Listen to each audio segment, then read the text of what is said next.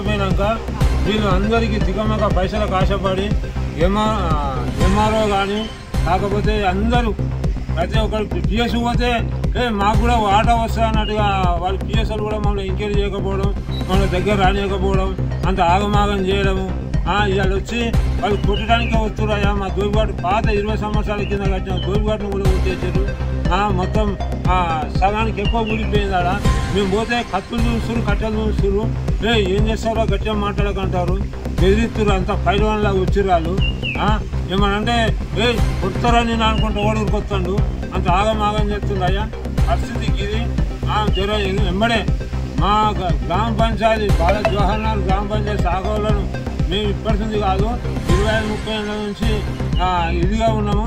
అప్పటి నుంచి 3 దోబిఘాట్లు మారిన ఇది అయింది. లాస్ట్కు ఆ దోబిఘాటు దక్కింది ఎరకల సీనన్న, శంకర్ గౌడు వీళ్ళు సహకరించి ఆడ శంకర్ గౌడు సహకరించి ఖచ్చితంగా మీకే ఉంటుంది దోబిఘాటు, ఈయనకి ఎవరు అడుగు పెట్టవద్దు.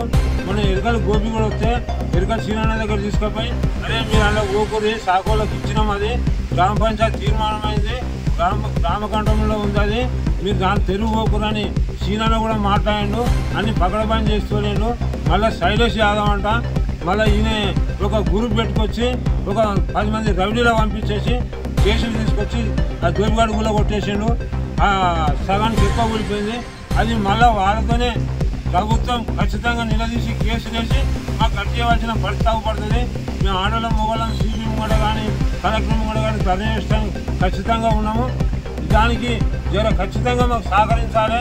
మేము శానేళ్ళ కొద్ది కష్టపడుతున్నాం, బట్టలు దింపుకున్నాము, చెప్పులు లేకుండా తిరిగినాం. కలెక్టర్ ఆఫీసు, మండల ఆఫీసు, కలెక్టర్ ఆఫీసు, మండల ఆఫీసు చెప్పులు లేకుండా తిరిగినాము. ఇన్ని రోజుల కొద్ది ఖచ్చితంగా ఎవరు రాలే.